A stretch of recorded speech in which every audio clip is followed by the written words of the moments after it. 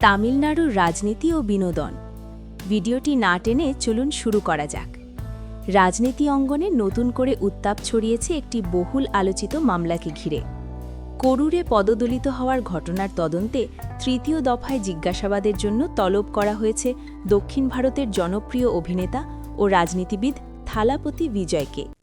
ঘটনাটি ঘিরে রাজনৈতিক অঙ্গনেও শুরু হয়েছে নানা জল্পনা-কল্পনা। সূত্র টাইমস অব ইন্ডিয়া। ভারতের কেন্দ্রীয় তদন্ত সংস্থা central bureau of investigation CBI সূত্রে জানা যায়, করুর পদদলিত মামলার তদন্তের অংশ হিসেবে 10 মার্চ 2026 তারিখে বিজয়কে হাজির হওয়ার নির্দেশ দেওয়া হয়েছিল। 2025 সালের সেপ্টেম্বরে ঘটে যাওয়া ওই ঘটনার পর থেকেই বিষয়টি নিয়ে বিস্তারিত তদন্ত চালিয়ে যাচ্ছে সংস্থাটি।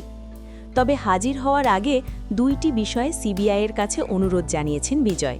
তিনি জিজ্ঞাসাবাদের জন্য অতিরিক্ত 15 দিনের সময় চেয়েছেন এবং একই সঙ্গে জিজ্ঞাসাবাদের স্থান পরিবর্তনের আবেদন করেছেন। এদিকে আরেক সংবাদ মাধ্যম ডেকেন হেরল্ডের প্রতিবেদনে বলা হয়েছে, চলমান রাজনৈতিক ব্যস্ততার কারণেই সময় বৃদ্ধির আবেদন করেছেন এই অভিনেতা ও রাজনীতিবিদ।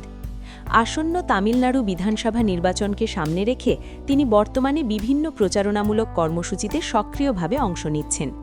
এর আগে তাকে নয়াদিল্লিতে হাজির হওয়ার নির্দেশ দেওয়া হয়েছিল।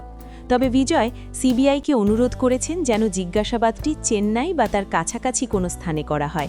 এতে করে রাজনৈতিক প্রচারণা চালিয়ে যাওয়ার পাশাপাশি দীর্ঘ ভ্রমণের ঝামেলাও এড়ানো সম্ভব হবে বলে জানিয়েছেন তিনি। এদিকে সময় বৃদ্ধি ও জিজ্ঞাসাবাদের স্থান পরিবর্তনের বিষয়ে এখনও চূড়ান্ত সিদ্ধান্ত জানায়নি সিবিআই। তবে সংস্থার অভ্যন্তরীণ সূত্রে ইঙ্গিত পাওয়া গেছে, বিজয়ের রাজনৈতিক ব্যস্ততা বিবেচনায় নিয়ে জিজ্ঞাসাবাদের সময় পুনর্নির্ধারণের বিষয়টি আলোচনা করা হচ্ছে।